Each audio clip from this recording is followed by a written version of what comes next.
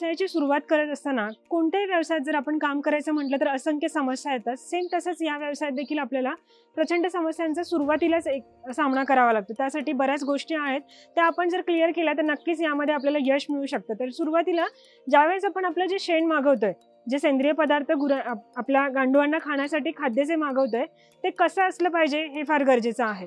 तर त्यामध्ये ज्यावेळेस आपण 15 दिवसानंतरचं आणि 3 महिन्यापूर्वीचं जे आपण खत सिलेक्ट करणार आहोत, तर त्यामध्ये काळजी घ्या की एक मोठ्या प्रमाणात काडी कचरा नसला पाहिजे.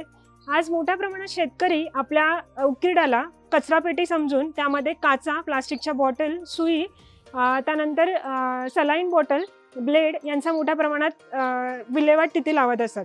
तर तसं न करता जो कोणता उकिरडा ज्यामध्ये काडी कचरा कमी असेल आणि आपल्या लेबरला किंवा आपल्याला इजा होणार नाही याची काळजी घेऊन जे प्युअर शेण उपलब्ध असेल असं शेण सिलेक्ट करणं गरजेचं आहे.